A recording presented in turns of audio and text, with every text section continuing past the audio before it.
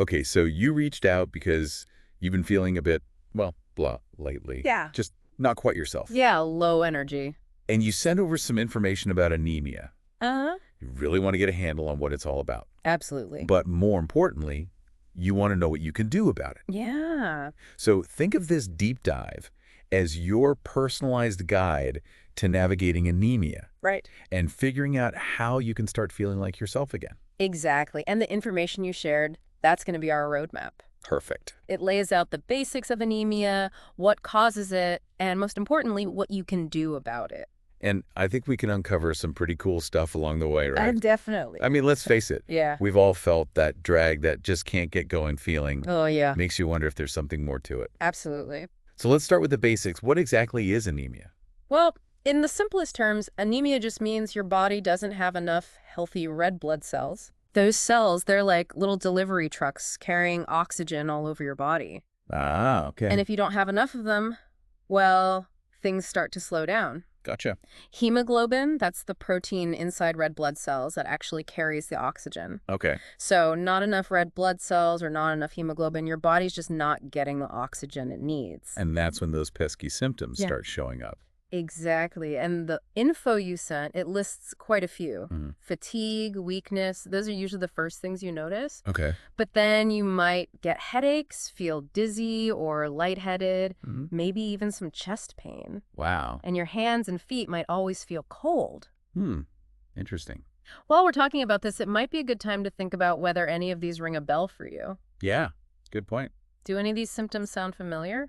Now, there are a bunch of different things that can cause anemia, right? Yeah, the information you provided really lays it out. Okay. One big one is blood loss. That could be anything from heavy periods to, things like piles or even other medical issues. Gotcha. Another major cause is nutritional deficiencies, Right. specifically not getting enough iron, folic acid, or vitamin B12. And those are key for making healthy red blood cells. Exactly. And I remember the info you sent, you even mentioned something about people cutting out iron-rich foods without even realizing it.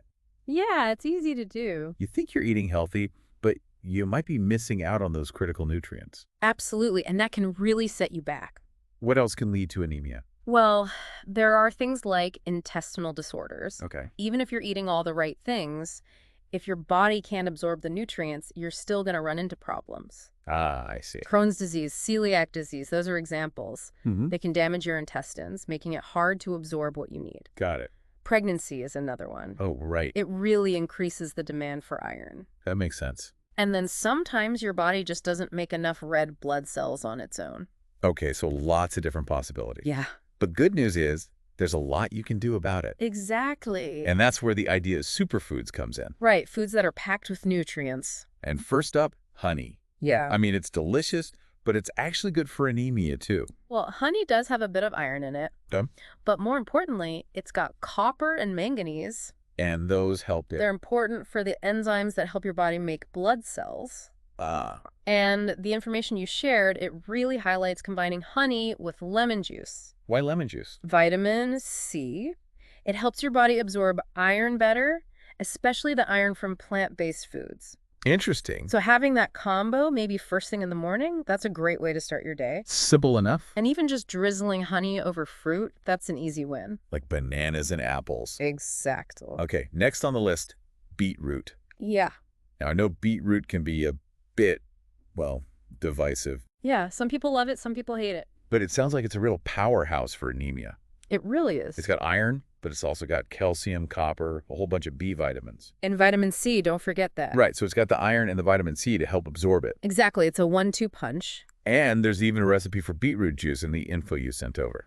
Pressure cook it with some jaggery, then add lemon after you strain it. Oh, jaggery. It adds a bit of sweetness and a touch more iron. Ah, smart. And of course, the lemon is there for the vitamin C boost. So this juice, it really helps with hemoglobin and red blood cell production. That's what the information says. Okay, so maybe I'll give beetroot another chance. You should. Next up, spinach. Yeah.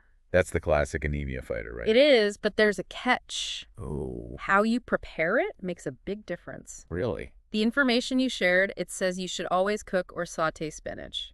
Interesting. Don't eat it raw if you want to get the most iron out of it. And that's all this lemon juice again. You got it. It helps your body absorb the iron better. So whether you're making a puree, adding it to a salad, or juicing it, cook it first and then add lemon. Exactly. It's a simple trick, but it makes a big difference. Awesome. Great tip. Okay, now for some easy snacks.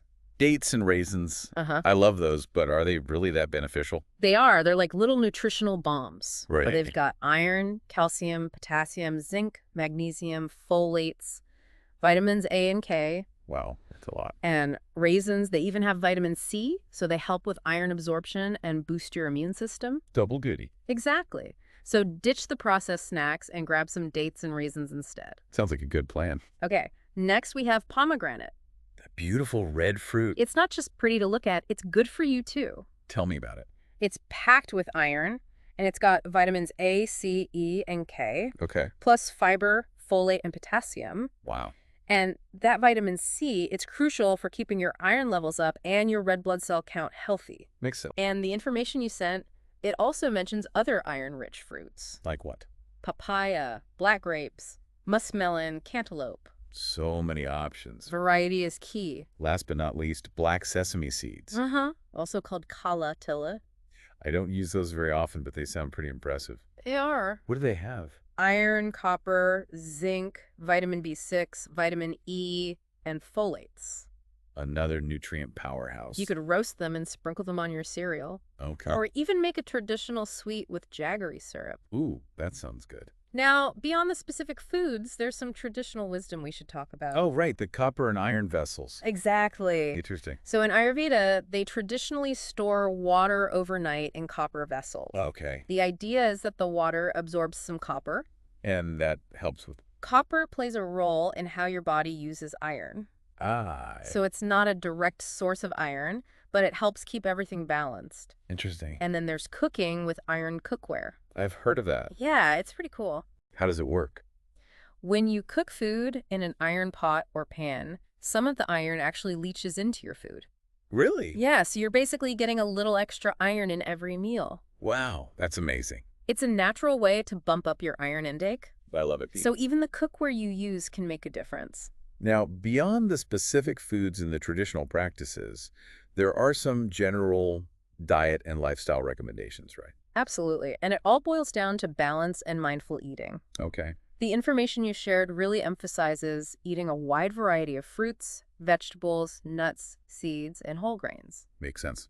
And on the flip side, you want to cut back on fried foods, spicy foods, starchy foods, and anything that's heavily processed. So basically go for whole, natural foods as much as possible. Exactly. Those are the foods that are going to give your body what it needs. And there are certain food combinations to avoid too, right? Yeah, some things can actually block your body from absorbing iron properly. Like what? Don't drink tea, coffee, or calcium-rich drinks with your iron-rich meals. They can interfere with the absorption. Got it. And you'll want to avoid foods that are high in oxalates. Oxalase. Yeah, they're compounds found in some veggies, and they can block iron uptake too. Good to know. So it's not just about what you eat, it's also about when you eat it. Now, we can't talk about anemia without talking about breathing and yoga. Right. That's a big part of the information you shared. How do those fit in? Well, when you improve your lung capacity, you're basically improving your body's ability to deliver oxygen. Okay. And that helps your red blood cells work more efficiently. Thanks. And there are specific breathing exercises called pranayama that can really help with this. Like what? Yogendra pranayama 4, which is diaphragmatic breathing. Okay. Ujjayi pranayama, surya padana, anulam vilam, kapalbhati. Well, those are some mouthful names. But they're all great for regulating your breath and increasing oxygen intake. And yoga postures can help too, right? Absolutely. Certain asanas can improve circulation, stimulate your digestive organs, and just give your whole system a boost. And the information mentions a few specific ones. Yeah, trikonasana, which is triangle pose. Okay. Sarvangasana, or shoulder stand. Paschimottanasana, that's seated forward bend. Got it. Viparita Karani, which is legs up the wall pose. Okay. And yoga mudra. What do those poses do exactly? Well, for example, in versions like shoulder stand, they can help increase blood flow to your head and upper body. Interesting. And the information also highlights meditation and Shavasana. Savasana, that's corpse pose, right? Yeah, just lying down and It relaxing. seems a little passive. It might seem that way, but it's incredibly beneficial. How so? It calms your nervous system, reduces stress, and that can indirectly help with blood cell production. Because stress can negatively impact your health. Exactly. And meditation and Shavasana can also help you sleep better and feel more emotionally balanced. Which are definitely things that can be affected by anemia-related fatigue. It's all connected. So it's not just about making one change, it's about taking a holistic approach. Exactly. It's about looking at the big picture. Now, as we wrap up, it's important to understand the real impact of anemia. Yeah, It's not something to just brush off. definitely not. So what does the information say about that? Well, it says that even though anemia isn't always life-threatening on its own, Right. it can really drag you down. Yeah. It affects your energy, your mood, your overall sense of well-being. It's that constant fatigue. Exactly. And when your hemoglobin is low, your heart and lungs have to work overtime to deliver oxygen. Wow. That's why you feel so tired and sluggish, and why you might even feel a bit down. So addressing anemia can really improve your quality of life Absolutely. It's about taking control of your health. and making choices that support your well-being. Exactly. So for you, our listener, as you've been with us on this deep dive, take a moment to think about what resonated with you. Yeah. What are some things you can realistically start doing? Even small changes can make a big difference. Like adding a squeeze of lemon to your cooked greens. Or starting your day with honey and lemon water. Pay attention to how you feel. Notice your energy levels, your mood, your overall well-being. And remember what the information said. Yeah. These changes, they're all about bringing back that smile. And helping you live a healthy, happy, and energetic life. That's what it's all about. Absolutely.